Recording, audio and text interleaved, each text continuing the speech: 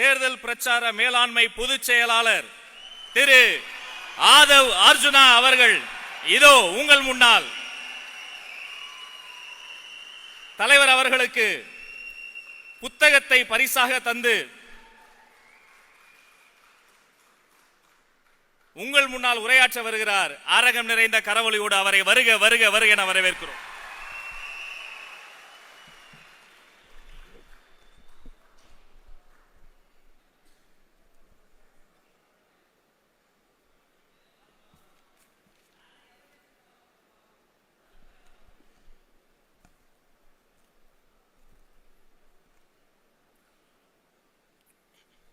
தெய்வத்தாலாகாதெனினும் முயற்சிதன் மெய்வருத்த கூலி தரும் பிறப்புக்கும் எல்லா உயிருக்கும். கொள்கை பரப்பு இணைச் செயலாளர் தாகிரா அவர்களே, மாநில உறுப்பினர் சேர்க்கை அணி செயலாளர் விஜயலட்சுமி அவர்களே, கொள்கை பரப்பு செயலாளர் ராஜ்மோகன் அவர்களே, தலைமை நிலை செயலாளர் திரு ராஜசேகர் அவர்களே, கழக துணை பொதுச் செயலாளர் திரு CTR நிர்மல்குமார் அவர்களே, கழக பொருளாளர் திரு P வெங்கட்ராமன் அவர்களே, கழக பொதுச் செயலாளர் திரு N ஆனந்த் அவர்களே, சிறப்பு விருந்தினர் நம்மளுடைய தலைவர், நம்மளுடைய கட்சியின் குடும்பம், நம்மளுடைய முன்னோடி தாய் தந்தை அவர்களுக்கு எங்களுடைய வணக்கம்.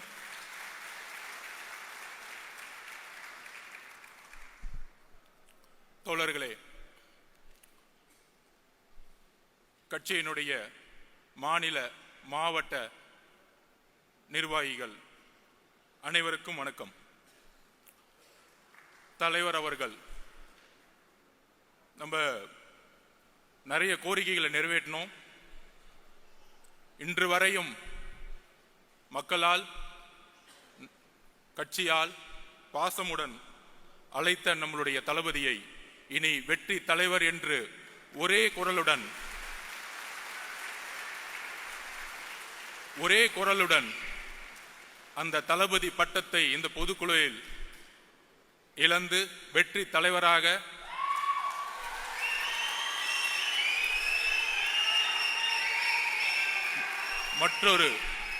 மற்றொரு தீர்மானமாக உங்கள் முன் நான் சமைக்கிறேன். ஆம் என்பவர்கள் கையை தூக்கலாம். ஆம். என்னுடைய தலைவர் அவர்களுக்கும் என்னுடைய அண்ணன் என்று சொல்லக்கூடிய விஜய் அண்ணா அவர்களுக்கும் என்னுடைய வணக்கம். இந்த அவையினுடைய பெயர் ராமச்சந்திரா. 1972 எந்த தீய சக்தியை எதிர்த்து, எந்த ஊழலை எதிர்த்து, எந்த குடும்ப ஆட்சியை எதிர்த்து ஆரம்பித்தாரோ திரு ராமச்சந்திரன் அவர்கள், அவருடைய பெயரிலிருந்து நம்மளுடைய முதல் பொதுக்குழு உதயமாகி கொண்டிருக்கிறது. என்ன ஒரு வரலாறு, என்ன ஒரு வரலாற்று இணைப்பு.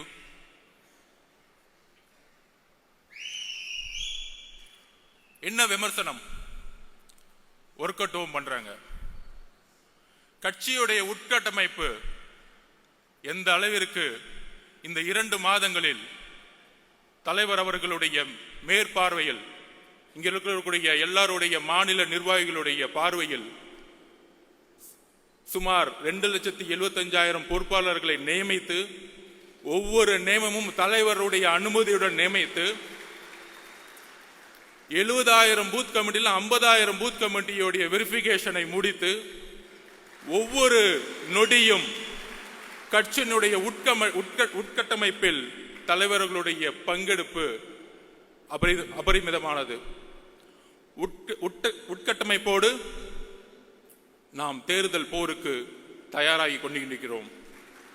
நீங்க சொல்ற மாதிரி ஒர்க் அவுட் ஹோம் இல்ல, உங்களெல்லாம் ரிட்டையர்மெண்ட் கொடுக்கறதுக்கு தான் ரெடி ஆயிட்டு இருக்கோம். உங்களுடைய 70 வருஷ அரசியல், உங்களுடைய ஒட்டுமொத்த மன்னராட்சி, குடும்ப ஆட்சி, 40 வருஷமா வேட்பாளர்னா இந்த அமைச்சர் பெரிய ஆளு, இந்த அமைச்சர் நிறைய செல்வாக்கு, நிறைய காசு வச்சிருக்கார், இந்த ஊழல் அரசியல் அமைச்சர்களையும் ஊழல் குடும்பத்தையும் தூக்கி எறிவதற்காக கட்சியுடைய உட்கட்டமைப்பை அமைதியாக பொறுமையாக உருவாக்கி கொண்டிருக்கிறார். கூடிய விரைவில் பொதுச் செயலாளர் அவர்கள் அறிவிப்பார்கள். கட்சியுடைய உட்டமைப்பு தமிழகமே எதிர்பார்க்கக்கூடிய ஒரு மிகப்பெரிய அதிர்வலையை உருவாக்கக்கூடிய ஒரு மாநாடை நடக்கும் பொழுது கட்சியுடைய உட்கமைப்பு எந்த அளவிற்கு 70 வருட கட்சிகளுக்கு நாம் ஒரு பெரிய சேலஞ்சா இருக்க போறோங்கிறத பதிவு செய்ய கடமைப்பட்டிருக்கிறோம். இதுக்கு நடுவில் எப்ப நம்மளுடைய போராட்டம் தொடர்ந்தாலும் மாநில அரசுடைய ஜனநாயகத்துக்கு எதிரான போராட்டமாக இருந்தாலும் ஒன்றிய அரசினுடைய தமிழர்களுக்கு எதிரான கொள்கைகளாக இருந்தாலும் போராடும் பொழுது ஒரு நெரேட்டிவை செட் பண்ணிட்டு இருக்காங்க. ஒரு கருத்தை உருவாக்கிட்டே இருப்பாங்க. அதை நான் இங்க பதிவு பண்ண நினைக்கிறேன். அண்ணா யூனிவர்சிட்டியில ஒரு மிகப்பெரிய பாலியல் பிரச்சனை உருவானது. இன்றைக்கு இருந்த ஆளும் கட்சி அதை மூடி மறைக்க பார்த்தாங்க. நம்மளுடைய தலைவர் ஸ்டேட்மெண்ட் வந்த பிறகுதான் தமிழகம் முழுவதும் எங்கே சார் என்கின்ற குரல் ஒலித்தது.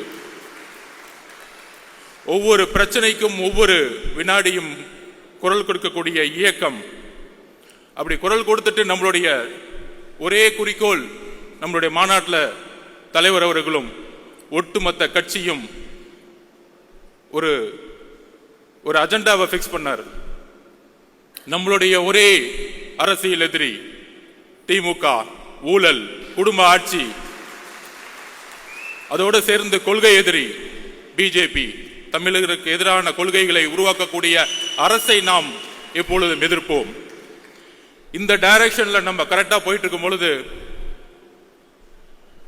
இந்த புலி அமைதியா தூங்கிட்டு இருக்கும்போது திடீர்னு ஒரு ஆடு என்ன பார்க்க மாட்டீங்களா, என்னையும் பார்க்க மாட்டீங்களா அப்படின்னு என்ன நெரேட்டிவ் செட் பண்றாங்கன்னா, திமுக கூட்டணியை உருவாக்கிட்டோம், எதிர்கட்சிகளை எப்படி செட் பண்றது, எவ்வளவு பெரிய நெரேட்டிவ் தெரியுங்களா? இதுதான் மத்தியில் ஆளும் பிஜேபி செஞ்சுட்டு இருக்கு மற்ற மாநிலங்களில். ஆனா இங்க எப்படி செய்யறாங்கன்னா, அதாவது போன 2ஆம் ஆண்டுக்கு பிரசாந்த் கிஷோர் வந்தார். ஒரு நண்பரா ஒரு ஆலோசனை சொல்லலாம். ஏன் வந்தாரு? எதிர்காலத்தில் முதலமைச்சராக கூடிய எல்லா தகுதியும் நம்மளுடைய தலைவருக்கு இருக்கு. தமிழக வெற்றி கழகம் ஆட்சியை அமைக்கக்கூடிய வலு இருக்கு. இளைஞர்களோட செல்வாக்கு, பெண்களோட செல்வாக்கு, ஒட்டுமொத்த தமிழ்நாடோட செல்வாக்கு இருக்குங்கிற ஒரு ஸ்ட்ராட்டஜிக் வியூல இங்க வராரு. அவருடைய பதிவு பண்றாரு, பேட்டி கொடுக்கிறாரு. மக்களை அவரு முழுமையாக 24 மணி நேரம் சந்திப்பதற்கு முன்பாகவே 20% மக்களை சந்திக்கும் பொழுது அப்ப அவருடைய ஒரே ஒரு கடமை, அந்த கடமை இன்னும் சில நாட்களில் முடிவற்று ஒவ்வொரு நொடியும் மக்களை நோக்கி என்னுடைய தலைவரும் இங்க கட்சியில் இருக்கக்கூடிய ஒவ்வொரு பொறுப்பாளர்களும் வரும்பொழுது மக்களுடைய உண்மையான பிரச்சனைகளை சொல்லக்கூடிய ஒரே தலைவராக கட்சியாக தமிழகத்தில் இருக்கும். இப்படி நம்மளுடைய பயணம் போயிட்டு இருக்கும் பொழுது நம்ம ஏதோ பிரசாந்த் கிஷோர் அவர்கள் கூட்டிட்டு வந்தவொடனே ஒரு பெரிய டிஎம்கே நமக்கு எதிராக ஒரு கட்டமைப்பு உருவாக்குனாங்க, பீகார் ஹிந்தின்னு. இப்ப திமுக என்ன பண்ணிருக்காங்கன்னா, ஒரு பெரிய நிறுவனம் இருக்கு பெண்ணுன்னு சொல்லிட்டு தன்னுடைய மருமகனை வச்சு நடத்திட்டு இருக்காங்க. அதோட சேர்ந்து ஐபேக் அப்படி ஒரு நிறுவனத்தோட சைன் போட்டிருக்காங்க. ரிஷி அவர்கள் யூபியிலேருந்து வந்தவர், முழுக்க பிஜேபிக்காக ஒர்க் பண்ணவர். அதுக்கப்புறம் ராபின் சர்மா மகாராஷ்டிராவில் காங்கிரஸுக்கு எதிராக ஒர்க் பண்ணவர். அதுக்கப்புறம் திரு சுனில் அவர்கள். ஏன்னா இவங்க பேர்லாம் ஏன் சொல்றேன்னா, பிகேவை பத்தி என்னெல்லாம் பேசினாங்களோ இந்த மீடியாவில் பதில் கொடுக்கணும்ல, எங்களுக்கும் அரசியல் தெரியும்ல. 70 வருஷம் கட்சியை நடத்துறவங்க 3 ஸ்ட்ராட்டஜிஸ் அக்ரிமெண்ட் போட்டு என்ன செட் பண்ணிட்டு இருக்காங்கன்னா, எதிர்கட்சிகள் எப்படிலாம் உடைக்கணும், எதிர்கட்சியில் இருக்கிற தலைவர்கள் சுத்தி இருக்க எல்லா தலைவர்களும் எப்படி விலைக்கு வாங்கணும், அப்புறம் எப்படி தமிழக வெற்றி கழகத்தை எதிர்த்து நம்மளுடைய குரலை உடைக்கணும். பல பொய் பிரச்சாரங்களை எப்படி உருவாக்கணும். நமக்குள்ள பல பொய் பிரச்சாரங்களா இருக்கும், நிறைய பொய் பிரச்சாரங்களை உருவாக்குவாங்க. அப்படி செட் பண்ணப்பட்டவர் தான் திரு அண்ணாமலை அவர்கள். அதாவது டெல்லியில மோடி உட்கார்ந்துட்டு மற்ற ஸ்டேட்ல செட் பண்ணிட்டு இருக்காரு, இங்க திமுக அண்ணாமலையே செட் பண்ணிட்டாங்க. அதுதான் புரியல. நல்லா பாருங்க எப்படி டைவர்ட் பண்ணுவார்னு பாருங்க. அதான் நான் சொன்னேன், எங்க தலைவர் புலி மாதிரி அமைதியா இருக்கும்போது திடீர்னு ஒரு ஆடு வந்து சம்பந்தமே இல்லாம எங்களுடைய குறிக்கோள் ஒட்டுமொத்த திமுகவை நாங்க வந்து கேள்வி கேட்டு மக்களுடைய பிரச்சனைகள் குரல் கொடுக்கிறதுக்கு நாங்க பிரச்சாரத்தை உருவாக்கிட்டு இருக்கோம். சம்பந்தமே இல்லாம வந்து எங்க தலைவரை பார்த்து, அது ஒரு தொழில், என்னுடைய தொழில், பெண்ணை கேவலமாக பேசக்கூடிய ஒரு தலைவரை பிஜேபி வந்து வச்சிருக்கும் போதே முடிவாயிருச்சு அந்த கட்சி எந்த அளவுக்கு இருக்குது. அக்கா தமிழிசை சவுந்தரராஜன், வானதி அக்காக்கெல்லாம் தெரியும் இந்த தலைவரை பத்தி. எந்த அளவிற்கு திமுகவிற்காக நம்ம அண்ணாநிசுட்டி பிரச்சனையை கையில் எடுக்கும் பொழுது, மக்கள் எல்லாம் அந்த பிரச்சனை குரல் கொடுக்கும் பொழுது, எங்கே சார் அங்க பிரச்சனை கொடுக்கும் போது திடீர்னு சட்டையை கழட்டிட்டு சாட்டை அடிச்சுக்கிறது. என்ன அரசியல் பண்றீங்க? யாருக்காக இந்த அரசியல்? பாவம் மோடி அவர்கள் டெல்லியில உட்கார்ந்து நமக்காக ஒரு பையன் சாட்டையில் அடிச்சிட்டு இருக்கான், நமக்காக ஒரு பையன் கத்திக்கிட்டு இருக்கான், நமக்காக ஒரு பையன் வேலை செஞ்சுட்டு இருக்கான் நினைக்கும் போது அங்கதான் பிரச்சனை இருக்கு. இந்த ஸ்ட்ராட்டஜிஸ் எல்லாம் வந்திருக்காங்களே, அப்பயே கரெக்ட் பண்ணி முடிச்சுட்டாங்க பிஜேபியில. யார தலைவரே கரெக்ட் பண்ணிட்டாங்க. இனி வரும் காலங்களில் எங்கள் தலைவரையும் கட்சியும் தொட்டால் உங்களுடைய உண்மையை தூக்கி எறிவோம் மக்கள் மத்தியில். எழுதி கொள்ளுங்கள். எங்க மேல நீங்க எதுவும் சொல்ல முடியாது. நாங்க ஒண்ணு 10 வருஷம் ஆட்சியில இல்ல, ஊழல் பண்ணல, ஊழல் பண்ண பணத்தை போய் லண்டன்ல வச்சு கொண்டாடல. நாங்க தெளிவா இருக்கிறோம். ஏன் தலைவர் வருஷத்துக்கு 1000 கோடி ரூபாய் சம்பாதிக்கிறத விட்டுட்டு வராரு. நீங்க ஆட்சிக்கு வந்துட்டு ரெட் ஜெயின் கம்பெனி நடத்தி சினிமால சம்பாதிச்சுட்டு இருக்கீங்க. இதுவா அரசியல்? 2018 2021 ரெட் ஜெயின் கம்பெனியுடைய வருமானம் என்ன? 2021 ஆட்சி அமைத்த பிறகு ரெட் ஜெயின் கம்பெனியுடைய வருமானம் என்ன? அரசியல் அதிகாரத்தை வைத்து சம்பாதிக்கக்கூடிய எந்த செயலும் ஊழல் தான்.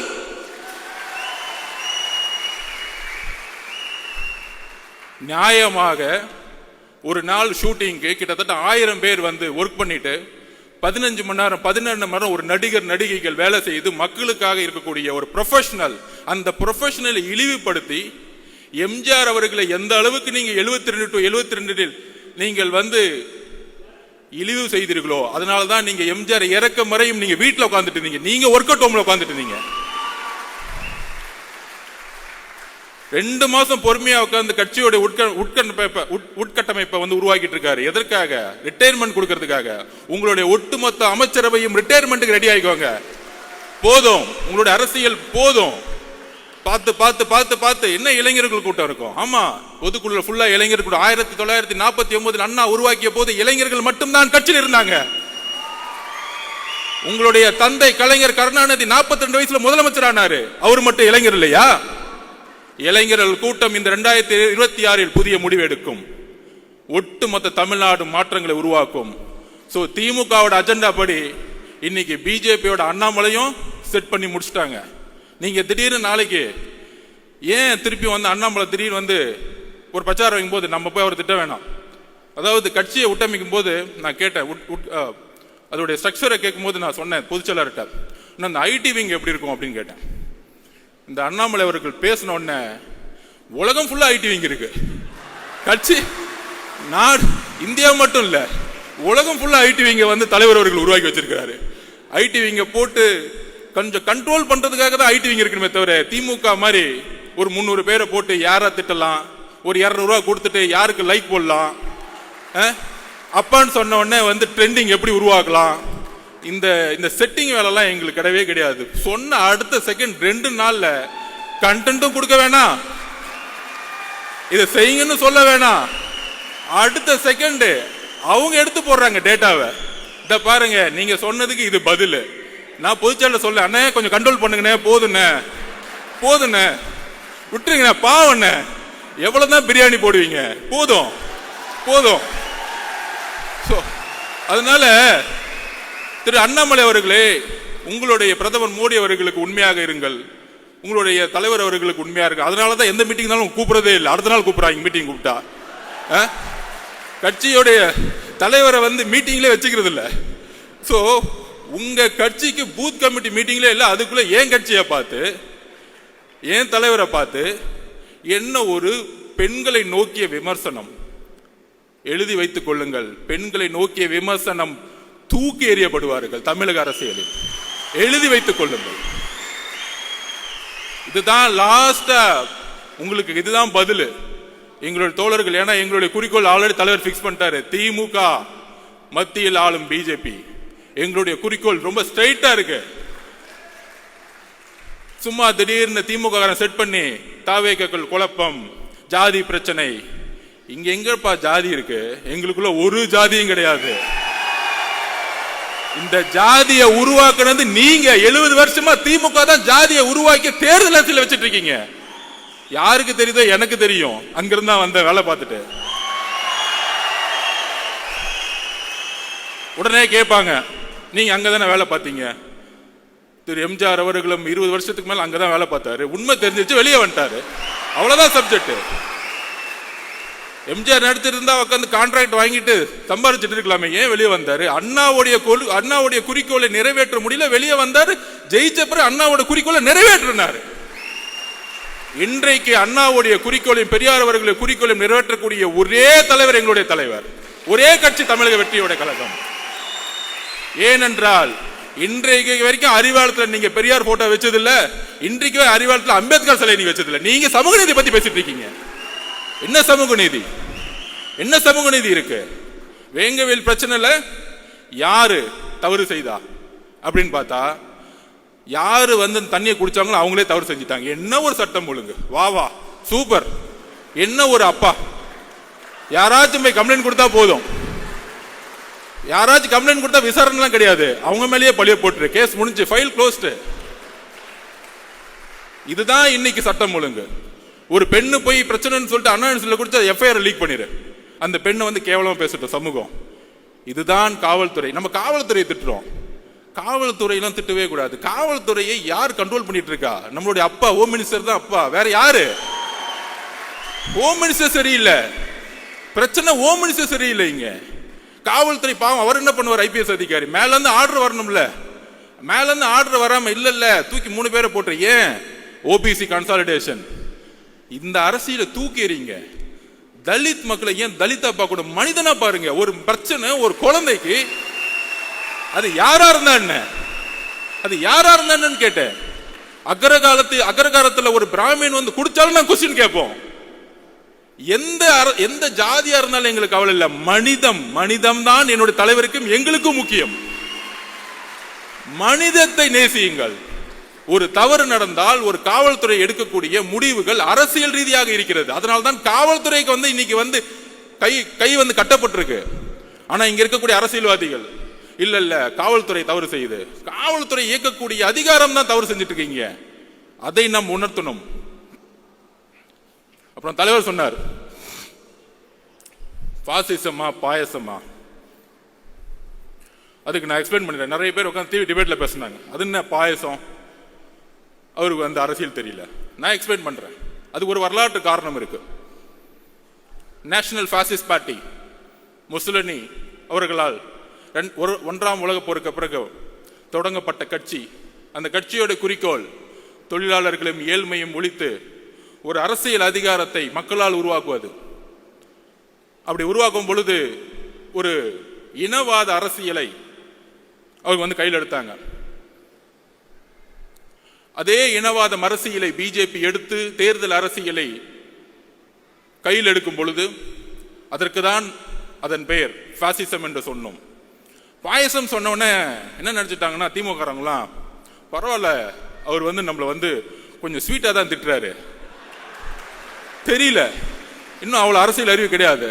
3ஆம் தலைமுறை இல்ல, 3ஆம் தலைமுறை கொஞ்சம் கம்மியா தான் இருக்கும், அவங்களுக்கு தெரியாது. இவர்கள் எப்படின்னா, பாயசம் சொல்லக்கூடாதுன்னா நாசிசம்னு சொல்லணும், அப்பதான் கொஞ்சம் புரியும். ஸ்ட்ரைட்டா ஹிஸ்டரி புரிய வைக்கணும். நாசிசம் எப்படின்னா, பாசிசோடைய முசோலினியோடைய ஒருத்தரை பார்த்து வளர்ந்தார் அந்த காலத்தில். அவர் பேர் தான் ஹிட்லர். அவர் தான் வந்து பாசிச உருவாக்குனார். National socialist German labours party. அந்த கட்சியோட பேர் பார்த்தீங்கன்னு வச்சுக்கோங்க, சோசியலிஸ்ட், லேபர், தொழிலாளர்கள் எல்லோரும் சமம் அப்படிலாம் இருக்கும். நம்ம திமுக மாதிரி. ஆஹா எவ்வளோ அழகா இருக்கு. அண்ணா அவர்கள் உருவாக்கி ரொம்ப அழகா இருக்கும். அண்ணா 3வது தலைமுறையில் ஒன்னே ஒன்று தான் ஊழல். சும்மா பேருக்கு வந்து பேசிக்குவோம், ஜனநாயகமே இருக்காது. நம்ம சட்டசபையில் பேசுவாங்கல்ல, நம்ம ராஜ்மோகன் அவர்களை போய் நம்ம எப்படி அவையை வந்து நடத்தினாரு, அவரை வந்து நம்ம வந்து ஸ்பீக்கர் ஆகிடலாம். சட்டசபை பார்த்தீங்கன்னா எப்படி இருக்குன்னா, எதிர்கட்சி தலைவர்கள் பேசுறத காமிக்கிறதே கிடையாது. வேல்முருகன் அண்ணன் பேசினா கூட காமிக்கிறது கிடையாது. ரொம்ப ஓவரா பேசுற உட்காரு. என்னடா ஜனநாயகம்? சட்டசபையில் பேசினா கூட ஒன்லி முதல்வர் பேசுவார், அங்கிருந்து பேப்பர் வரும், திடீர்னு முழங்குவார், கேமரா அவர் மட்டும் காமிக்கும். எதிர்கட்சி தலைவரை நான் கேட்கிறேன், எதிர்கட்சி தலைவர் சபையிலே இருக்க மாட்டார், வெளியே போயிருப்பாரு, அவரை பார்த்து கேட்டுட்டு இருப்பாரு. 10 மானிய கோரிக்கை ஒரே நாள் நிறைவேற்றப்படும். உங்க அப்பா கலைஞர் காலத்துல கூட நிறைவேற்ற முடியல, பண்ணதில்லை. எவ்வளவு பெரிய தவறு! மானிய கோரிக்கைங்கிறது ஒவ்வொரு டிபார்ட்மெண்டோடைய ஒரு உயிர் நாடி. ஒவ்வொரு நாளும் மக்கள் எதிர்கட்சி தலைவர்களும் ஒவ்வொரு உறுப்பினர்களும் ஒவ்வொரு மானியத்தை நோக்கி கல்வி மானியம் தான் உட்கார்ந்து 2 நாள் டிபேட் பண்ணுவாங்க. ஆனா இன்னைக்கு எப்படி பிஜேபியோடைய பாராளுமன்றம் நடக்குதோ அங்கேயாச்சும் லைவ் போடுறாங்க, இங்க லைவும் கிடையாது. ஆனா இங்கிருந்து எம்பிகள் போய், நம்ம அக்கா கனிமொழி அக்காலாம் போய், ஜனநாயகம் பறிக்கப்படுகிறது, ஜனநாயகம் பறிக்கப்படுங்க, பேச விடல. இங்க என்ன நடக்குது? எல்லாரையும் பேச விடுறீங்களா? எத்தனை நாள் சட்டமன்றம் நடக்குது? மக்களுடைய குரல் வலிகளை நீங்கள் வந்து சட்டசபையில் நெருக்கணும்னு நினைக்கிறாங்க. அங்கதான் ஜனநாயகம் இல்லை. சட்டசபையிலே ஜனநாயகம் இல்லைன்னா வீதிகளில் எப்படி ஜனநாயகம் இருக்கும்? இங்க ஜனநாயகமே இல்லை. சோ நான் சொல்ல வந்தது என்னன்னா, எப்படி ஹிட்லர் முசோலினி பார்த்து வளர்ந்தாரோ அதே மாதிரி நம்மளுடைய இன்றைய திமுக, அண்ணா இருக்கும்போது திமுக வேற, கொஞ்சம் அடுத்துக்கு அப்புறம் வந்தவங்க வேற. நம்ம கலைஞர் வந்தவொடனே கொஞ்சம் குடும்ப திமுகவை மாத்தினாரு, ஒரு 10 குடும்பம் இருக்கும். இப்ப திமுக அப்படின்னா ஒரே குடும்பம், 10 குடும்பம் எல்லாம் கிடையாது, எல்லாரும் கிளம்பு, எல்லாம் ஒரே குடும்பம் தான். என் பையன், அடுத்தது இன்னொருத்தர் இருக்கார், மருமகன், 2 பேர் தான். மித்த 10 குடும்பம். இதுதான் கலைஞர்கிட்ட இருந்தும் இன்னைக்கு இருக்கக்கூடிய முதல்வருக்கும் உள்ள வித்தியாசமே. அங்க வேணாலும் நல்ல அப்பாவா இருக்கிறார், தமிழகத்திற்கு அப்பாவாக நீங்கள் இல்லை. நீங்கள் இல்லை. கள்ளக்குறிச்சியில் 70 பேர் இறந்தாங்க. 70 பேர் இறக்கும் பொழுது நீங்கள் அங்க போகல. ஏன் போல? எதுக்கு போல? கள்ளக்குறிச்சியில் இறந்த உடனே ஐஏஎஸ் மாத்துறாங்க, ஐபிஎஸ் மாத்துறாங்க. ஒரு வார்டு கவுன்சிலருக்கு நம்ம ஒரு வீடு கட்டினா வந்து நிக்கிறாரு, எனக்கு ஏன்டா கமிஷன் கொடுக்க மாட்டேங்கிற வீடு கட்டுறேன்னு. அப்ப இவ்வளவு பெரிய கலாச்சாரம் காய்ச்சற உங்களுக்கு அந்த துறையோட அமைச்சருக்கு ஒன்னும் தெரியாதா, அங்க இருக்க எம்எல்ஏக்கு ஒன்னும் தெரியாதா, கவுன்சிலருக்கு ஒன்னும் தெரியாதா, ஐஏஎஸ் ஆபீசர் மட்டும் சர்ச் பண்ணு. என்ன ஒரு அரசியல்? விசாரணை கமிஷன் என்னாச்சு? 70 பேர் இறந்தாங்க, என்னாச்சு? எல்லாம் க்ளோஸ், ஃபைல் க்ளோஸ். தமிழக மக்கள் மறந்துடுவாங்க, நம்ம 1000 ரூபாய் கொடுத்துட்டா போதும். அப்புறம் சொல்ற மாதிரி டக்குன்னு வந்து பட்ஜெட்டுக்கு அப்புறம் இன்னைக்கு பாத்தீங்கன்னு வச்சுக்குவாங்க, பட்ஜெட்டுக்கு வெளியே ரூன் போட்டுருவாங்க. தமிழ் மேல நேசிக்கிறாங்களாம், பட்ஜெட்டுக்குள்ள ஒண்ணுமே இருக்காது. அதாவது எப்படி வந்து ஒருத்தர் கோடீஸ்வரன் கேட்டா பேரை வந்து கோடீஸ்வரன் பேர் வச்சிருங்க, கோடீஸ்வரன் எல்லாம் அந்த மாதிரி தான் ரூன் போட்டுட்டாங்க. பட்ஜெட் வந்து சிறந்து விளங்கிருச்சு. 5 லட்சம் கோடி லோனு, எல்லா லோனையும் மறைச்சாச்சு, ஆனா வளர்ந்துருச்சு. ஸோ இந்த மாதிரி பொய் மீடியா செட்டிங்ஸ், அப்புறம் யூடியூப்ல ஒரு 20 பேர் செட்டிங்ஸ், எங்க பார்த்தாலும் நம்ம திறந்தோம்னா அப்படியே அப்படியே அவங்க மட்டும்தான் தெரியும். இல்லை நடுவில் நம்ம அண்ணாமலை வந்து திடீர்னு டைவர்ட் பண்ணி விடுவார் நம்மளை திட்டின உடனே. ஆனா இப்போ அவங்களுக்கு பயம் வந்துருச்சு, என்னப்பா நம்மளை கொஸ்டின் கேட்கறதுக்குலாம் ஆளே கிடையாது, இத்தனை நாள் வரைக்கும் ஒருத்தர் வந்துட்டாரு, இவர் எப்படி அடக்கிறது? இவர் மக்கள் பயணத்தில் வரும் பொழுது பேரதிர்வுகளை ஏற்படுத்தும். அவர் கேட்கக்கூடிய ஒவ்வொரு கேள்வியும் மக்கள் மனசில் இருக்கக்கூடிய கேள்வி கேட்கக்கூடிய சிந்தனைகளா மாறும். இதை தான் பயப்படுறோம். அதனாலதான் தமிழக வெற்றி கழகத்தின் மீது கடுமையான எதிர்ப்புகளும், ஆளுங்கட்சி, எதிர்கட்சி, ஒன்றிய கட்சி, எல்லா கட்சி எதிரி. நீங்க யார் கூட சேர்ந்தாலும் சரி, சிங்கிளா மெஜாரிட்டியோட எங்களால ஜெயிக்க முடியும். அதுக்கு சொல்லுவாங்க நிறைய அரசியல் புலிகள், தரவுகள் பாத்தீங்கன்னா, இல்ல இவ்வளவு பர்சன்டேஜ் தான் இருக்கு, எவ்வளவு பர்சன்டேஜ் தான் இருக்கு. அப்படிலாம் செட் பண்ணிட்டு டிஎம்கேக்கு ஃபேவரா வந்து எல்லாம் கிளீனா பேசிட்டு இருப்பாங்க. எந்த அளவுக்கு வந்து நடிப்புனா, கெட் அவுட் மோடின்னு ஒரு பிரச்சாரத்தை உருவாக்குவாங்க திமுக. எல்லா ஊடகவியலாருக்கும் நான் பதிவு பண்றேன். நமக்கு வந்து பார்த்தா தெரியும், நம்ம எல்லாம் ஒன்றிய அரசு பயங்கரமா திமுக தான் இருக்கு. தமிழ்நாட்டில் வந்து ஒன்றிய அரசை பிஜேபி எதிர்க்கக்கூடிய ஒரே கட்சி அப்படிங்கிற ஒரு பிரச்சாரத்தை தவிர இந்த 3 எலெக்ஷன் வேற எந்த அஜெண்டா அவங்களுக்கு கிடையாது. எலெக்ஷன்ல ஜெயிக்கிறதுக்கு மட்டும்தான் பிஜேபியை வந்து அவங்க வந்து எதிர்க்கக்கூடிய ஒரு விஷயம். கெட் அவுட் மோடின்னு இப்போ திடீர்னு ஒரு பிரச்சாரத்தை உருவாக்குவாங்க. ஆனா கெட் அவுட் மோடின்னு சொல்லும்போது மோடி ஊர்லயே இருக்க முடியாது தமிழ்நாட்டில். ஆனா மோடி வரும்பொழுது அப்பாவும் பையனும் போயிட்டு வெள்ள கொடையை பிடிச்சிட்டு இருப்பாங்க அப்படி ஏர்போர்ட்ல. நான் சத்தியமா பார்த்தது இல்லை. மழை பெஞ்சா நம்ம கருப்பு கலர்ல தான் கொடையை பிடிச்சிருப்போம். ஸோ அந்த அளவிற்கு பிஜேபியோட மறைமுகமாக இப்ப அதிமுக போய் சேர்ந்தாங்க, விமர்சனம் வருது, மக்கள் முன்னாடி நிக்கிறாங்க, மக்கள் வந்து ஏத்துக்கல, அதனால வந்து அதிமுக தோல்வி வருது, பிஜேபினால தோல்வி வருது. ஏன்னா முதல் நாளே முஸ்லீம், கிறிஸ்டியன்ஸ், நம்ம தலித் தோழர்களுடைய ஓட்டு 18% இழந்துருவாங்க பிஜேபி கூட யார் சேர்ந்தாலும். இது எல்லோருக்கும் தெரிந்த அரசியல். அப்ப அட்லீஸ்ட் இந்த மக்கள் முன்னாடி நிக்கிறாங்க, தோல்வியை அக்செப்ட் பண்றாங்க, அவங்க வந்து விமர்சனத்தை எதிர்கொள்றாங்க. ஆனா மிகப்பெரிய ஆபத்து என்ன தெரியுமா? எதிர்க்கிற மாதிரி எதிர்த்துட்டு இங்க வந்து நாடகம் ஆடிட்டு இருக்காங்க பாத்தீங்களா, இந்த அண்ணாமலை அவர்கள் கூடயே வச்சுக்கிட்டு. இதுதான் மிகப்பெரிய ஆபத்து. அதனால்தான் நம்ம நாசிசம்னு சொல்றோம். முசோலினி, ஹிட்லர் 2 பேரும் சேர்ந்துகிட்டு ஒரு அரசியலை இங்க உருவாக்கி கொண்டிருக்கிறார்கள். அந்த அரசியலை தமிழகத்தில் தூக்கி எறியக்கூடிய ஒரே கட்சியாகவும் தலைவராகவும் இருப்பதனாலதான் நம்ம மேல இவ்வளவு பெரிய விமர்சனங்கள் வருது. அதை நம்ம புரிஞ்சுக்கணும். ஏன்னா இங்க இருக்க கட்சியில் இருக்கக்கூடிய ஒவ்வொரு நிர்வாகிகளும் அடுத்த 13 மாதங்கள் தேர்தல் பிரச்சாரத்தில் நாம் ஒன்று சேர போறோம். உங்களுக்கு கீழே இருக்கக்கூடிய 70,000 பூத் மெம்பர்ஸ் நீங்க தான். இந்த வேர்கள் தான் நம்மளை வந்து சென்ட் ஜார்ஜ் கோட்டையில தலைவர் அவர்களை உட்கார வைக்க போகுது. இங்க இருக்கக்கூடிய ஒவ்வொரு நிர்வாகிகளும் கடுமையான போராட்டத்திற்கு நம்ம வந்து மனசு வச்சுக்கணும். கடுமையா, கண்டிப்பா எஃப்ஐஆர் போடுவாங்க, மிரட்டுவாங்க, போராட்டம் நடத்தின அலோ பண்ண மாட்டாங்க. அதையும் மீறி இவங்க சொல்றாங்களே, இவர் வந்து களத்துக்கு வர மாட்டேங்கிறாரு, போராட்டம் பண்ண மாட்டேங்கிறாரு. என்ன போராட்டம் பண்ணிட்டு இருக்கீங்க? போராட்டம்னா என்ன பண்ணிட்டு இருக்கீங்க? கமிஷனர்ட்ட பர்மிஷன் வாங்கி ஒரு இடத்துல போர்டு வச்சுக்கிட்டு 6 மணிக்கு மேல என்ன ஏன் விடலன்னு கேட்கறதா போராட்டம்? இதுவா போராட்டம்? என்ன போராட்டம் தமிழகம் கண்டது? முதலில் சட்ட சீர்திருத்தத்தை, அரசியலமைப்புடைய சட்ட சீர்திருத்தத்தை, ஃபர்ஸ்ட் அமெண்ட்மெண்டை உருவாக்கியது தமிழ்நாடு. இத்தனைக்கும் அன்றைக்கு வந்து அண்ணா அவர்களும் பெரியார் அவர்களும் எந்த அரசியலிலும் முதலமைச்சராக கிடையாது, அதிகாரத்தில் கிடையாது, சமூக நீதிக்காக உருவாக்கிய தமிழ்நாடு. அதுதான் போராட்டம். ஜெயபிரகாஷ் நாராயணன் எமர்ஜென்சிக்கு எதிராக 1977 உருவாக்கினாரே மிகப்பெரிய மக்கள் போராட்டம். அதுதான் போராட்டம். பர்மிஷன் வாங்கி 6 மணிக்கு போர்டு வச்சுட்டு, அதுதான் தலைவர் சொன்னாரு. என்ன சார் போராட்டம் பண்றாங்க, நடிக்கிறாங்க எல்லாம். மக்கள் முன்னாடி, மீடியா முன்னாடி நின்றுட்டு போர்டை பிடிச்சிட்டு அன்னைக்கு டீலிமிடேஷன் நடந்துட்டு இருக்கும்போது அண்ணாமலை அவர்கள் போராட்டம் பண்ணிட்டு இருக்காரு. எங்கன்னா வீட்டுக்கு வெளியே நின்றுக்கிட்டு. ஏன்னா ரோட்டுக்கு போனா தூக்கிட்டு போயிடுவாங்க, பிளைட் மிஸ் ஆயிடும். என்ன போராட்டம் இதெல்லாம்? நீங்க என்ன பார்த்து போராட்டம் தெரியுமா? வெயிட் பண்ணுங்க, இன்னும் 2 மாசம் போராட்டம்னா என்னன்னு காமிக்கிறோம்.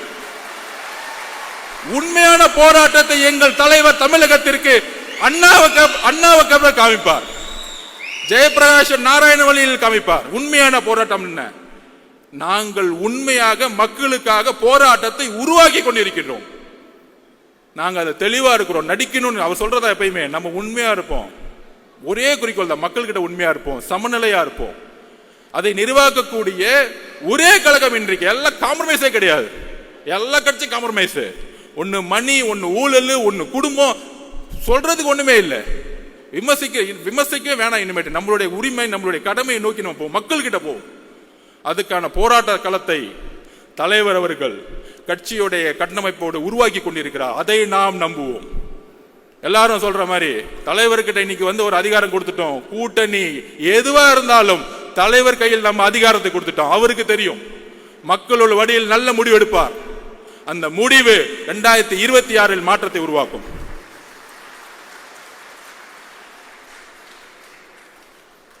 நான் ஏன் பிஜேபியும் டிஎம்கேவும் ஒன்னு சொல்றேன்னா,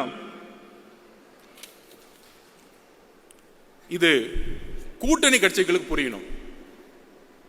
அதை நான் வந்து தரவுகளோட பதிவு பண்றேன். அது உதாரணம் சொல்லணும்ல. ஏதோ ஒரு குற்றச்சாட்டு பண்ணிட்டு நம்ம அப்படியே கிளம்பிட்டோம், எதா இருந்தாலும் ஃபேக்ட் இருக்கணும். தலைவர் சொல்லுவாரு ஃபேக்ட் இருக்கணும், தெளிவு இருக்கணும். அதுக்கு நான் பதிவு பண்றேன். 2014 ஜெயலலிதா மேடம் வந்து இந்தியா முழுவதும் பிஜேபியோட அலை இருந்துச்சு. ஆனா மேடம் ஜெயலலிதா ஒரு செட் பண்ணாங்க, மோதியா லேடியா தேர்ந்தெடுத்த தலைவி, தமிழகத்தினுடைய தலைவி. அதோடைய நெரேட்டிவ் தான் 19 திமுக கையில் எடுத்தாங்க. மதவாதத்திற்கு எதிரான அரசியல் அதை கையில் எடுத்தாங்க. கடுமையான ஒரு பிரச்சாரம் மூலம் மிகப்பெரிய வெற்றி. அந்த வெற்றி அப்ப திமுக ஒன்று சொன்னாங்க, திரு ராகுல் காந்தி அவர்கள் பிரதம மந்திரி வேட்பாளர், அவர்தான் எதிர்காலத்தில் இந்தியாவை வழிநடத்த முடியும். திமுக அதற்கு ஒரு மனதாக குரல் கொடுக்கிறோம். வெஸ்ட் பெங்காலையும் போய் சொன்னார். ஆனா ஜெயிச்சுட்டு வந்த பிறகு 2021 என்ன செட்டிங் நடந்துச்சு டெல்லியில, இந்தியா அலைன்ஸ் உருவாக்குனாங்க. நீங்க இப்ப யோசிச்சு பாருங்க. 2004 நான் ஸ்டூடெண்டா இருக்கும்போது கலைஞர் வந்து ஒரு கூட்டணியை உருவாக்குவார். சோனியா காந்தி மேடத்தை வச்சு ஒரு பெரிய அலைன்ஸ் தீவுத்தொடர்ல மீட்டிங் போட்டு ஜனநாயகத்துக்கு எதிரான குரலை உருவாக்கிறோம்னு சொல்லிட்டு ஃபர்ஸ்ட் மீட்டிங் தமிழ்நாடு தான் உருவாக்கும். இந்தியாவுடைய ஒட்டுமொத்த கூட்டணியும் யாங்கிருந்து உருவாங்கன்னா தமிழ்நாட்டில இருந்து உருவாக்குவாங்க. பிரதம மந்திரி தேர்ந்தெடுக்கக்கூடிய வலிமையை தமிழ்நாட்டில இருந்து உருவாக்குவாங்க.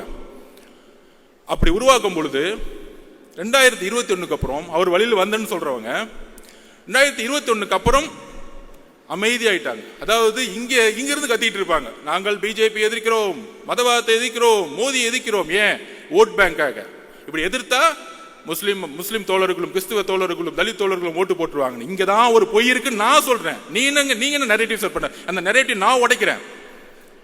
ஏன் உடைக்கிறோம் அப்படின்னா 21 அப்புறம் தமிழகத்தில் விசிகே ஒரு இந்தியா அலைன்ஸ் மீட்டிங்கை திருச்சி நடத்தினாங்க, வெல்லும் ஜனநாயகம்னு. ஏன் திமுக தலைமையில இந்தியாவோட அலைன்ஸ் மீட்டிங்க தைரியமா பிஜேபிக்கு எதிராக நீங்க நடத்தல? பதில் சொல்லுங்க. இன்னைக்கு ஏன் ராகுல் காந்தி அவர்கள் பிரதம மந்திரி வேட்பாளரா நீங்க சொல்லல? இதற்கும் பதில் இருக்காது. இதுதான் நடிப்பு. சோ மேல நாங்க வந்து ராகுல் காந்திக்கு வந்து பிரதம மந்திரி வேட்பாளரா நாங்க சொல்ல மாட்டோம். இங்க வந்து ஒரு எதிரியை உருவாக்குவாங்க பிஜேபி, அண்ணாமலை. கேமரா டெய்லியும் பாத்தீங்கன்னா அண்ணாமலை சுத்தி இருக்கும், திமுகவை சுத்தி இருக்கும். திமுகவை எதிர்க்கக்கூடியவங்க யாரு? 5% இருக்கக்கூடிய பிஜேபி.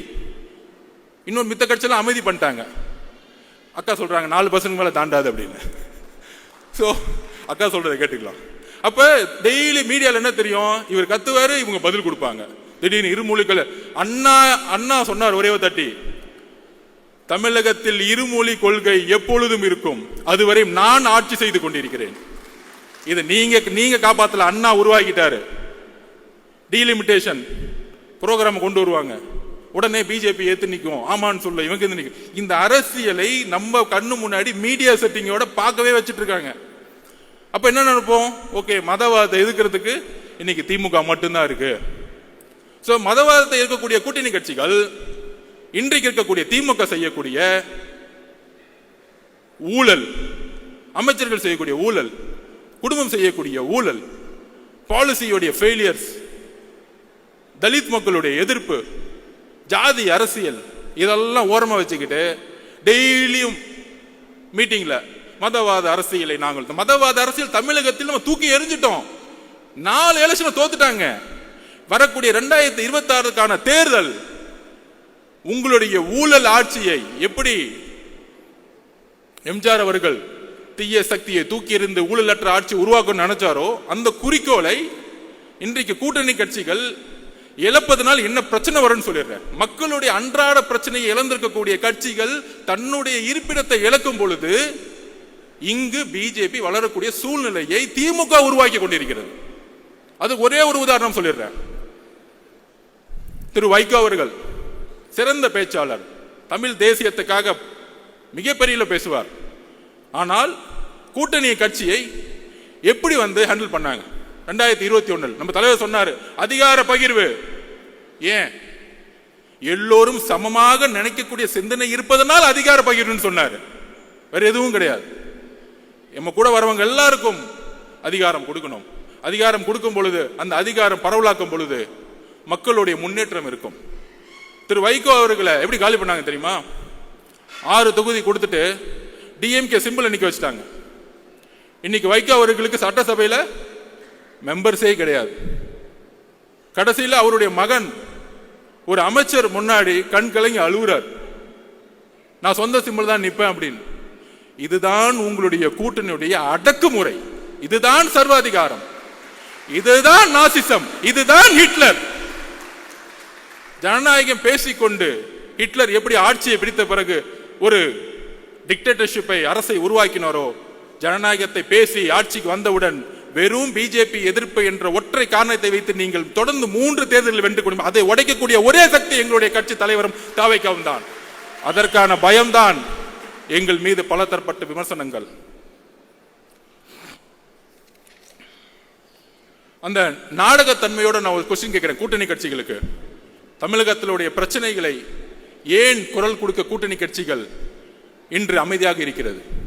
அமைதியாக இருக்கும் பொழுது மக்களுடைய உணர்வு எப்படி வெஸ்ட் பெங்கால்ல கம்யூனிஸ்ட் தோழர்கள் அமைதியாக இருக்கும் பொழுது எப்படி பிஜேபி 2ஆம் இடத்துக்கு வந்ததோ, அதே போல திமுக பிஜேபி வளர்க்கிறதுக்கான எல்லா வேலைகளையும் செய்து கொண்டிருக்கிறது. டெல்லியில மேல செட்டிங் பண்ணிட்டு இங்க எதிர்க்கிற மாதிரி எதிர்க்கிறது. ஏன்னா அவங்களுக்கு முதலமைச்சர் ஆகணும், தான் பையனை உட்கார வைக்கணும், அவ்வளவுதான் அஜெண்டா, வேற ஒன்றும் கிடையாது. டீலிமிடேஷன் மீட்டிங் நடத்தினாங்களே, பாவம் முதலமைச்சர்கள் வந்துட்டாங்க, அண்ணா அக்கா வழிமொழிறாங்க, தம்பி பேசுறாரு, அப்பா பேசுறாரு, என்ன குடும்ப மீட்டிங், பேசாம ஒரு பர்த்டே ஃபங்க்ஷன் வச்சிடலாமே. டீலிமிஷன் மீட்டிங்கா இல்ல பிறந்த நாள் விழாவாது? சோ அந்த அளவிற்கு அரசியலை எந்த அளவிற்கு மக்கள் முன்னாடியும் தன்னுடைய மீடியாவுடைய பலத்தினாலும் நாங்கள் தான் ஒரு டிக்டேட்டர்ஷிப், நாங்கள் தான் ஜனநாயகவாதிகள் சொல்லக்கூடிய ஒரு போலி ஜனநாயகவாதிகள், தன்னுடைய ஊழலை மறைப்பதற்கான போலி ஜனநாயகவாதிகள். எப்படி நான் காங்கிரஸை பார்த்து கேட்டணும், ஏன் 2024 ராகுல் காந்தி அவர்களை பிரதம மந்திரியாக நீங்கள் முன்னிலைப்படுத்தவில்லை? தமிழக காங்கிரஸ் தொண்டர்கள் இதை யோசிக்க வேண்டும். மேல இருக்கிற 1-2 பேரை செட் பண்ணிட்டு அதுவல்ல காங்கிரஸ். தமிழக காங்கிரஸ் தொண்டர்களுடைய உணர்வு காமராஜ் ஆட்சியை உருவாக்க வேண்டும். இதை ஏன் செய்யவில்லை? காங்கிரஸ் தொண்டர்கள் இதை கேள்வி கேட்க வேண்டும். அதற்கு அப்புறம் நம்ம சிபிஐ சிபிஎம் கம்யூனிஸ்ட் தோழர்கள் என்ன ஒரு அடக்குமுறை. சாம்சங் தொழிலாளர்கள் போராட்டம், அண்ணா சவுந்தரராஜன் அரெஸ்ட் பண்றாங்க. யாரு? கூட்டணி கட்சியில் இருக்கக்கூடிய ஒரு தோழரை அரெஸ்ட் பண்றாங்க. டாஸ்மார்க்ல பூட்டு போடும்போது எஃப்ஐஆர் போடுறாங்க, ஆனா கேட்கறது இல்லை. அதுதான் சிபிஐ தோழர்களிடம் நான் கேட்கிறேன், கம்யூனிஸ்ட் தோழர்களிடம் கேட்கிறேன், ஏன் நீங்கள் குரல் கொடுக்க மாட்டேங்கிறீர்கள்? எதற்காக கேட்டா பிஜேபி வந்துடும். பிஜேபியை மக்கள் தொடை தெரிந்து விட்டார்கள். அதை நாம் நம்புவோம், அதை நாம் நம்புவோம். மக்களுக்கான உண்மையான அதிகாரத்தை உருவாக்கக்கூடிய அரசியலை உருவாக்குவோம். நாங்க ஏன் உங்களை விமர்சிக்க மாட்டேங்கிறோம்னா, நீங்க 40 வருஷமா மக்களுக்காக போராடி போராடி தியாகம் பண்ண தலைவர்கள் நாங்க வந்து உங்களுக்காக பேசிட்டு இருக்கோம்.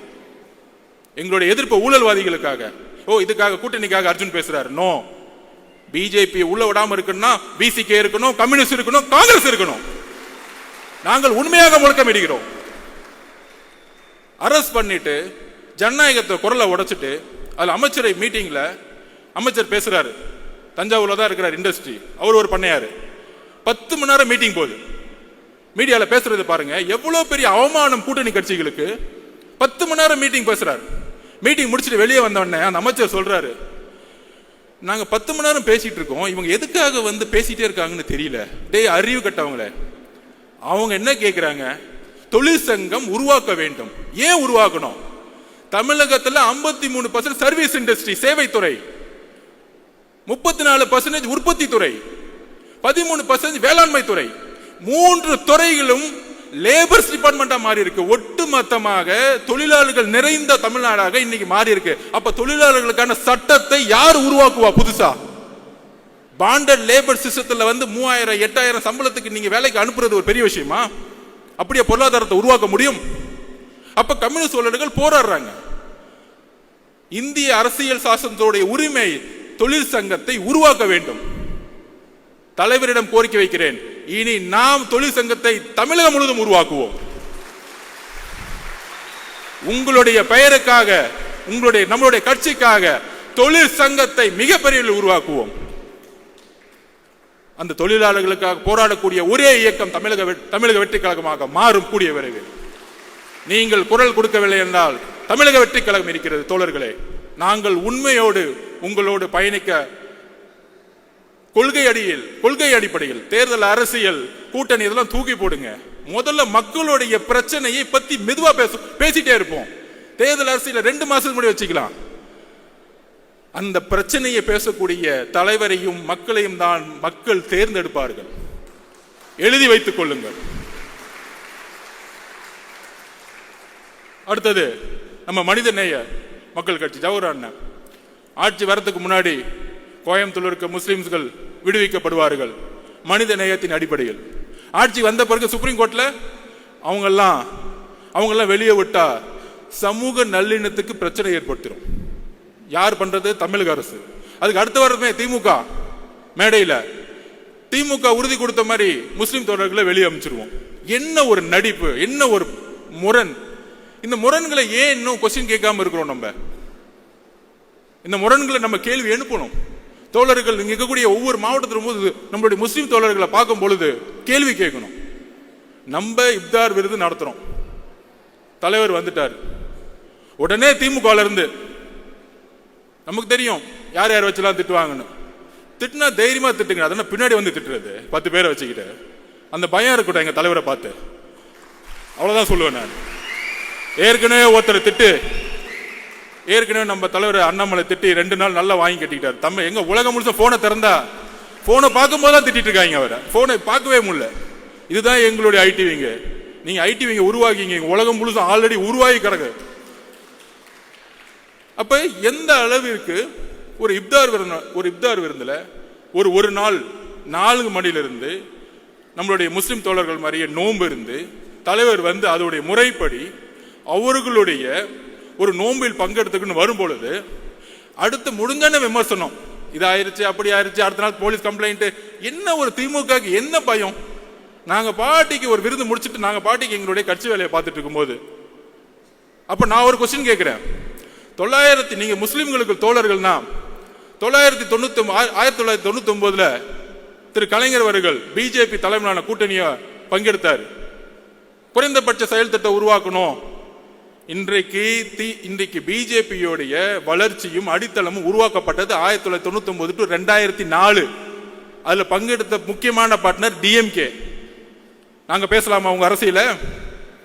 அதுல அன்னைக்கு 2001 காலகட்டங்கள்ல முஸ்லிம் தோழர்கள் கோத்ரால வந்து மிகப்பெரிய இழப்பு இருக்கும் பொழுது ஏன் நீங்க ரிசைன் பண்ணல? முஸ்லிம் தோழர்கள் 2000 பேர் இறந்துட்டாங்க. இந்த கூட்டணியிலிருந்து நாங்க வெளியே வரோம்.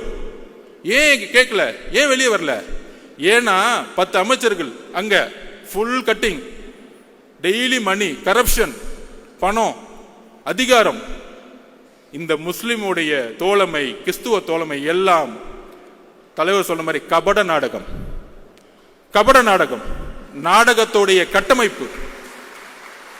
எங்களுடைய தலைவரும் கட்சியும் உணர்வு பூர்வமாக 234 தொகுதியிலும் இன்னைக்கு நோன்பு இருந்துட்டு இருக்காங்க. அதுக்கான அழைப்பை கொடுத்துட்டு இருக்காங்க. நாங்கள் உண்மையாக இருக்கிறோம் மக்களிடம். எங்களுடன் பிரிவு கிடையாது, மதத்தின் பால் பிரிவு கிடையாது, ஜாதியின் பால் பிரிவு கிடையாது, பாலின பால் பிரிவு கிடையாது. நாங்கள் எல்லாம் ஒரே மக்கள் என்கின்ற ஒரு குரல் தமிழகத்தில் தலைவர் மூலம் நாங்கள் ஒலித்துக் கொண்டிருக்கிறோம். அப்புறம் நம்ம விசிக அண்ணனுக்கு ஒரு கேள்வி. வேங்கவேல் பிரச்சனைக்கு ஏன் திருமாவளவன் போல? யாரு தடுத்து நிப்பாட்டினா? எந்த அதிகார சக்தி தடுத்து நிப்பாட்டினாங்க? எங்களுடைய தலைவர் விகடன் மேடையில் ஒட்டுமொத்த கிராம மக்களையும் அழைத்து அவருடைய பிரச்சனைகளை கேட்டு அவர்களுக்கான மரியாதை கொடுத்த அடுத்த மாதத்தில் காவல்துறை என்ன ஒரு கேவலமான செயல்! விகடன் பத்திரிகையில் அவர் பேட்டி கொடுத்திருப்பாங்க. அந்த 3 பேர் கைது செய்தவங்க. நாங்க மழை தண்ணி குடிக்கும் பொழுது கூட எங்களுக்கு இந்த அவமானம் இல்லை, ஆனால் நாங்கள் தான் அந்த தண்ணியை கலந்தோன்னு சொல்லக்கூடிய அவமானம், நாங்க தற்கொலையே பண்ணிக்கலாம்னு சொல்லக்கூடிய வேதனையை அந்த பேட்டியில் நம்ம பார்த்தோம். உடனே ஒரு கேள்வி, நீங்க ஏன் வேங்கவேல் போல? போவாரு, சொல்யூஷன் கொடுக்க போவாரு. உங்களை மாதிரி கேமரால பார்த்துட்டு கட்டி பிடிச்சிட்டு போக வரல. நிரந்தர முடிவு என்ன? இந்த பிரச்சனைக்கு நிரந்தர முடிவு என்ன? நிரந்தர முடிவு அங்க இருக்க அரசியல் அதிகார சக்தியை கைது செய்யணும், இதுக்கான காரணமானவர்களை. அப்ப தலித் பிரச்சனைகள் எவ்வளவு பிரச்சனைகள் இங்க போயிட்டு இருக்கு. கொடி ஏத்த முடியல, ஒவ்வொரு நாளும் ஒவ்வொரு பிரச்சனை. பொருளாதாரம் வந்துச்சுன்னா மலத்தை கலக்கிறது, படிச்சா வாயில வெட்டுறது, பைக் ஓட்டினா கையை வெட்டுறது, காவல்துறை வேடிக்கை பார்த்துட்டு இருக்கோம். இதுக்கு எல்லாம் காரணம் உள்துறை அமைச்சர். கூட்டணி கட்சி தயவு செய்து பேசுங்க. உங்களுடைய மேஜர் பார்ட்னர் விசிக்கு ஏன் அமைதியாக்கப்படுது? அண்ணா, உங்கள் மீது எங்களுக்கு மரியாதை இருக்கிறது. நீங்கள் தான் 40 வருடமாக குரல் கொடுத்தீர்கள். இன்றைக்கு நாங்கள் குரல் கொடுத்துக் கொண்டிருக்கிறோம். உங்களுடைய உழைப்பையும் உங்களுடைய பயணத்தையும் நாங்கள் இழிவுபடுத்தவில்லை.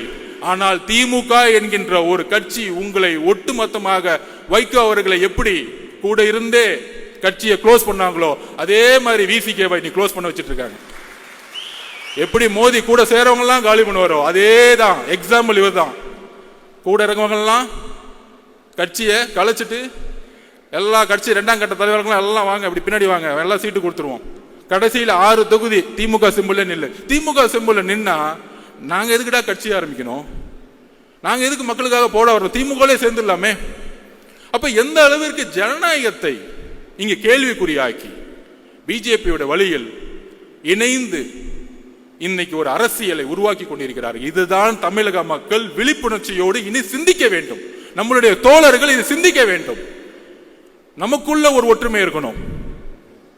திடீர்னு அண்ணன் 4 பேர் பேசிட்டு இருப்பாங்க, ஏதோ மைக்ல பொதுச் செயலாளர்கள ஆனந்த் அண்ணன் அவர் வந்து ஜாதியை பார்க்கிறாரு, அப்பாயின்மெண்ட் வந்து இப்படி போட்டாங்க. இதெல்லாம் திமுக ஏற்படுத்தக்கூடிய கட்டமைப்பு, பொய் கட்டமைப்பு.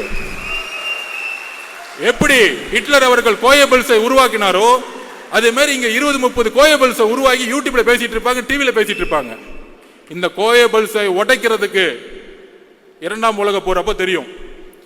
இந்த பக்கம் பிரிட்டிஷ் சண்டை போட்டு இருப்பாங்க, இந்த பக்கம் ஹிட்லர் முசோலினி சண்டை போட்டு இருப்பாங்க. ஆனா அமைதியா ஒரு சக்தி இருக்கும், அது அமெரிக்கா. அமைதியா கட்டமைப்பு உருவாக்கி ஒரு நியூக்ளியர் வெப்பனை ரெடி பண்ணி அமைதியா பார்த்துட்டே இருப்பாங்க. திடீர்னு வந்து ஜப்பான் மேல ஒரு நியூக்ளியர் வெப்பனை போடுவாங்க, அதோட வார் க்ளோஸ்ட். இன்னைக்கு உலகத்தோடைய நம்பர் 1 அமெரிக்கா. பிரிட்டிஷும் கிடையாது, ஜெர்மனும் கிடையாது, பிரான்சும் கிடையாது. அந்த நியூக்ளியர் வெப்பன் தான் எங்களுடைய தலைவர். அமைதியா இருக்கிறன்னா ஒரு பெரிய செயல் திட்டம் உருவாகிட்டு இருக்கு. நீங்க ரிட்டையர்மெண்ட்டுக்கு ரெடி ஆகிட்டு இருக்கீங்க, அடுத்து சிறை போறதுக்கு ரெடி ஆகிட்டு இருக்கீங்க. காவல்துறை எப்படி கிளீன் பண்ணணும், பொதுப்பணித்துறை எப்படி கிளீன் பண்ணணும், பெண்களுக்கான பாதுகாப்பை எப்படி உருவாக்கணும், இந்த தலித் மக்களுக்கான பாதுகாப்பை எப்படி உருவாக்கணும், முஸ்லிம் தோழர்களுக்கும் கிறிஸ்துவ தோழர்களுக்கும் பாதுகாப்பு மட்டுமல்ல வளர்ச்சியை எப்படி உருவாக்கணும். இந்த பாதுகாப்பு வார்த்தையெல்லாம் விடுங்க, உண்மையான வளர்ச்சி. எத்தனை முஸ்லிம்ஸ்கள் இன்னைக்கு வந்து தலித் மக்கள் வந்து இன்னைக்கு வந்து ஒரு பிசினஸ் மேனா இருக்கிறாங்க, எத்தனை பேர் இருக்கிறாங்க பொருளாதாரத்தில் உயர்ந்து. இதுதான் 70 வருஷமா இவன் கட்டமைக்கக்கூடிய வளர்ச்சி. இவங்க சொல்லுவாங்க ஜாதி 100 உடனே பேசுவாங்க, ஜாதி 1000 வருஷமா இருக்கு, இதை உடனே எப்படி ஒழிக்க சொல்லலாம் திமுக பார்த்து.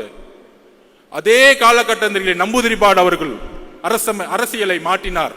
காங்கிரஸ் இல்லாத முதலமைச்சர், அதற்கு அப்புறம் அண்ணா. நம்பூதிரிபாடு அவர்களால் உருவாக்கிய கம்யூனிஸ்ட் கட்சி இன்றைக்கு ஜாதியின் கட்டமைப்பில் உருவாக்கிய தேர்தல் அரசியலை ஒழிச்சிருக்கு. இன்னைக்கு கம்யூனிஸ்ட் பார்ட்டி இன்னைக்கு கேரளால ஒழிச்சிருக்கிறாங்க. தோழர்னு சொல்லக்கூடிய 20 வயசு பெண்ணை கூட இன்னைக்கு எம்எல்ஏ ஆக்குறாங்க, மினிஸ்டர் ஆக்குறாங்க. ஆனா தமிழகத்துல நடந்துட்டு இருக்கா? பேசிக்குவாங்க, அங்க யாருப்பா இருக்கிறா? அங்க 60% நம்பால் தான்ப்பா இருக்கிறாங்க. இன்னும் நம்பால் எல்லாருமே நம்பால் தான்ப்பா. என் தலைவரை பொறுத்த வரைக்கும் எல்லாமே நம்பால் தான். தோழர்களே, தலைவருடைய குறிக்கோள் இங்க இருக்கக்கூடிய எல்லோரையும் ஒரே, இங்க ஆதவ அர்ஜுனாவும் சரி, அர்ஜுனாவும் ஆனந்தனும் சரி, எல்லோரும் ஒரே குரல் தான், ஒரே பார்வை தான். நமக்குள்ள அந்த ஒற்றுமை இருக்கு. அதிகாரம்லாம் கிடையாது. என்னுடைய வேலையை நான் செஞ்சுட்டு இருக்கேன். இங்க ஒவ்வொருத்தரும் அவருடைய வேலையை நாம் இணைப்பின் மூலம் உருவாக்கும் பொழுது மிகப்பெரிய அரசியல் சக்தியை உருவாக்கும். இதுதான் அண்ணா வலியுறுத்தினார். அண்ணா அப்படிதான் ஜெயிச்சார். இவங்க சொல்றாங்க அது எப்படி நீங்க ஜெயிச்சிருங்க, 1 வருஷம் தானே ஆச்சு, அப்படிலாம் பேசுவாங்க. நான் அதுக்கு ஒரு உதாரணம் சொல்றேன். 1971 எலெக்ஷன் வந்துச்சு. 1967 அண்ணா அவர்கள் வெற்றி பெற்று இறந்த பிறகு முதல் தேர்தல் எம்ஜிஆர் அவர்களுடைய துணையுடன், மாவட்ட செயலாளர் கட்சியுடைய துணையுடன் இவர் வந்து முதலமைச்சர் ஆறாரு. எலெக்ஷனை வந்து முன்னாடியே வைக்கிறாங்க, பின்னாடி வைக்க வேணாம், 1 வருஷம் முன்னாடியே வைக்கிறாங்க. 1971 எலெக்ஷன் நடந்துச்சு. எம்ஜிஆர் அவர்களுடைய போராட்டம், எம்ஜிஆர் அவர்களுடைய பிரச்சாரம், கட்சியுடைய ஒட்டுமொத்த பொதுக்குழு, மாவட்ட செயலாளர் கட்டமைப்பு எல்லாம் திமுக இருக்கு, கலைஞரிடம் இருக்கிறது, பணம் இருக்கு, முதலமைச்சர், ஆட்சி அதிகாரம், நீங்க சொல்றக்கூடிய 1949 இருந்து அண்ணா அவர்கள் உருவாக்கிய கட்டமைப்பை கலைஞர் கையில் வச்சிட்டு இருக்கார். எவ்வளவு பெரிய சக்தி! கலைஞரும் ஒரு இளைஞர், எவ்வளவு பெரிய சக்தி! இந்த சக்தியை ஒரு துரோகத்தின் அடிப்படையில் எம்ஜிஆர் அவர்களை வெளியே அனுப்புறாங்க. எம்ஜிஆர் வெளியே வரும்போது எந்த மாவட்ட செயலரும் கூட கிடையாது, கட்சி கட்டமைப்பு கிடையாது. தோழர்கள், இதுதான் நீங்க புரிஞ்சுக்கணும். கட்சி கட்டமைப்பு கிடையாது, பெரிய பணபலம் கிடையாது. ஆனால் எம்ஜிஆர் அவர்கள் 1977 ஜெயிச்சு இறக்கும் வரைக்கும் ஜெயிச்சுட்டே இருந்தார். அதுக்கான காரணம் தெரியுமா? கலைஞரிடம் கட்டமைப்பு, பணபலம், அதிகாரம், காவல்துறை எல்லாம் இருந்துச்சு. ஆனா வெற்றி பெற்றதுக்கு காரணம், எம்ஜிஆருக்கான காரணம் ஒன்னே ஒண்ணுதான்.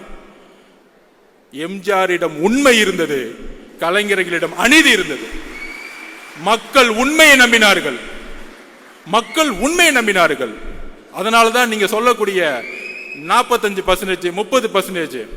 1971 கலைஞர் எடுத்த பர்சன்டேஜ் என்ன தெரியுமா? 48%. 184 தொகுதி, கூட்டணி சேர்ந்து 203 தொகுதி. இத்தனை மிகப்பெரிய வெற்றியை இன்றைய வரைக்கும் எந்த தலைவர் பெற்றது கிடையாது. எம்ஜிஆருடன் சேர்ந்திருந்ததால், துரோகத்தால் அந்த வெற்றியை 1977 இழந்தார். அப்ப கலைஞரும் திமுகவும் அடைந்த, அண்ணா உருவாக்கிய கட்டமைப்போடு திமுக ஏற்பட்ட ஓட் பேங்க் என்ன தெரியுமா? 24%. 48% எப்படி 24% குறைந்தது?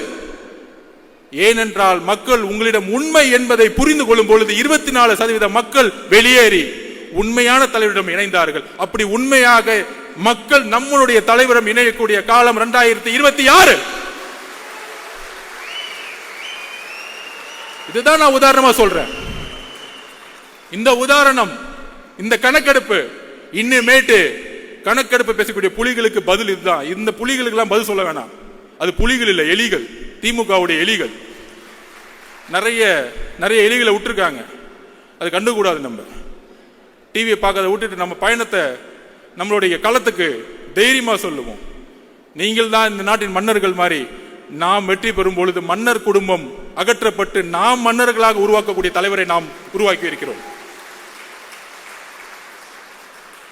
அதே மாதிரி அடுத்த ஒரு விஷயம், நம்ம எல்லாம் மனசை உடைக்கிறதுக்கு இதெல்லாம் பேசிக்குவாங்க. இல்ல பெரிய கூட்டணி திமுக, மக்களுடைய பிரச்சனைகளை தினமும் பேசாத எந்த கூட்டணியும் எவ்வளவு பெரிய தோல்வி அடைங்கிறதுக்கு ஒரு உதாரணம் சொல்றேன். 2011 தேர்தல், 2011 தேர்தலில் ஒரு விமர்சனம் ஜெயலலிதா அம்மாவை பார்த்து, தூங்கிட்டு இருக்காங்க, உடம்பு சரியில்லை, கட்சியில் இருக்கவங்க வெளியே போயிட்டாங்க, கட்சி கட்டமைப்பு போயிருச்சு.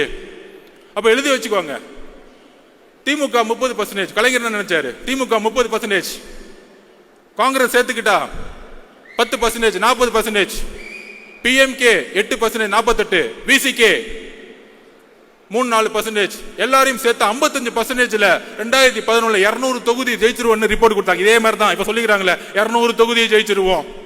அப்ப அவங்க அப்பா 2011 சொல்லிக்கிட்டாரு 200 தொகுதியில் ஜெயிச்சிருவோம் அப்படின்னு.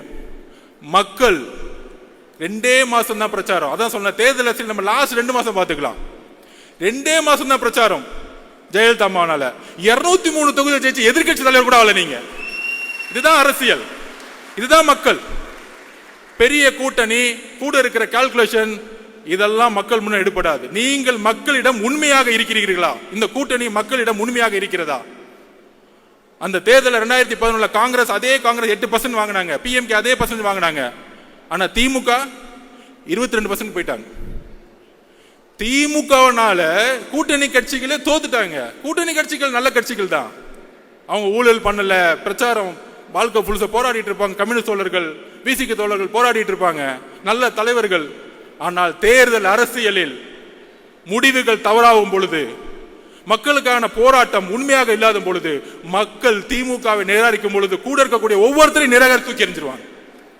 நான் உங்களுக்காக சேர்த்து பேசிக்கிட்டு இருக்கோம், கூட்டணி கட்சிக்காக சேர்த்து பேசிட்டு இருக்கோம். ஆனா கூட்டணிலாம் பேசிக்க வேணாம், மக்களுக்கான உண்மையான போராட்டத்தை உருவாக்குவோம். அதுதான் இப்ப இல்ல, அதுதான் பிரச்சனை. எல்லாரும் அமைதியா இருக்கிறாங்க, பேசினா நடவடிக்கை எடுத்துருவாங்க, கேஸ் போட்டுருவாங்க, மிரட்டுவாங்க. உளவியல் ரீதியா நம்ம சிதைக்கிறது. உளவியல் ரீதியா எம்ஜிஆர் எப்படி உளவியல் ரீதியா சிதைச்சாங்க? அவங்க மேல, அவங்க தொண்டர்கள் மேல கேஸா போடுவாங்க.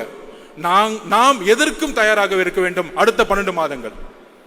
இதுதான் நம்மளுடைய இன்னைக்கு ஒருங்கிணைந்த முடிவாக இருக்க வேண்டும்.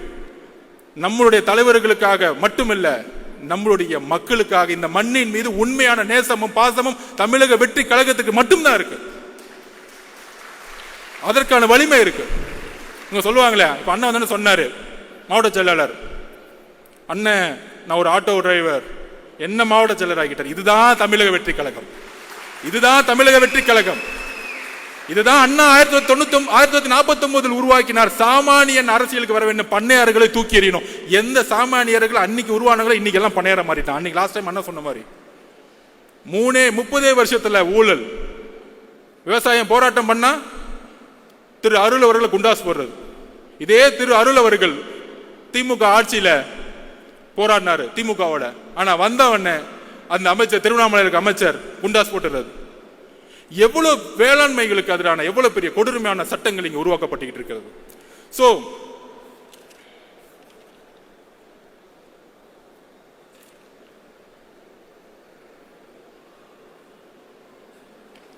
விமர்சனம் நம்ம மீது, தலைவர் மீதும் எந்த அளவுக்கு இனி வரும் காலங்களில் அருவருக்கத்தக்க விமர்சனங்கள் வருங்கிறது எனக்கு இப்பையிலிருந்தே தெரிய வருது. ஆனால் அதற்கு ஒரே பதில், 1980 96 வரைக்கும் திரு ஜெயலலிதா மேடத்தை வந்து உடல் ரீதியாக திமுக மேடைகளில் அவமானப்படுத்துவாங்க. ரொம்ப கீழ்த்தரமான வார்த்தைகள். திமுக பிரச்சாரமே அப்படிதான் இருக்கும், கண்ணாமண்ணான்னு பேசுவாங்க. ஆனா அடுத்த நாள் போய் யார் கூட போட்டோ எடுத்துட்டேன்னு பாருங்க, நம்ம துணை முதலமைச்சர் கூட போட்டோ எடுத்துக்குவாங்க, பேச வைப்பாங்க. ஆனா அவர் அமைதியா இருந்துக்குவார். அந்த மாதிரி அருவருக்கத்தக்க ஒரு விமர்சனங்கள் வரும் பொழுது ஜெயலலிதா மேடம் பதில் சொன்னாங்க, பொறுமையின் மூலம் பதில் சொன்னாங்க. 2014 234 தொகுதி தனியா ஜெயிச்சு காமிச்சாங்க, தனியா நின்று ஜெயிச்சு காமிச்சாங்க. சோ நம்மளுடைய தலைவர் அண்ணா எம்ஜிஆர் அவர்களுக்கு பிறகு ஒரு புதிய தலைமையை தமிழகம் எதிர்நோக்கி காத்து கொண்டிருக்கிறது. நமக்கான அரசியல் சூழ்நிலை உருவாக்கி கொண்டிருக்கிறது. இவங்க செட் பண்ண நெரேட்டிவ், நமக்கு எதிரான பொய் பிரச்சாரங்கள், இவங்க சொல்லக்கூடிய கால்குலேஷன்ஸ், உங்களுக்கு 20% இருக்கும், 30% இருக்கும். இந்த உடவியல் எல்லாம் தூக்கி எறிந்து எப்படி 77 ஒரு மாற்றங்கள் 48% 24% மக்களால் தூக்கி எறியப்பட்டார்களோ, அதே போல வரக்கூடிய தேர்தல் 2026 தமிழக வெற்றி கழகம் மிக பெற அளவில் மக்கள் பேராதுடன் ஆட்சி அமைத்து தலைவர் அவர்கள் முதலமைச்சராகவும் நம்மளுடைய இணைந்து வரக்கூடிய கட்சிகள் ஆட்சி அதிகாரத்தில் சரிசமமான ஒரு புதிய அரசியலை உருவாக்கி அதற்கான பயண திட்டத்தை உருவாக்கி ஒரு புதிய வரலாறு உருவாக போகிறது.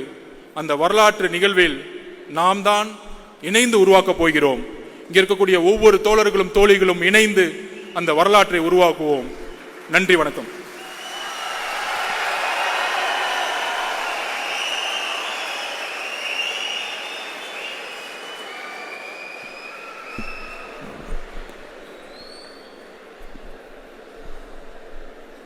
புயல் வீசி முடித்திருக்கிறது.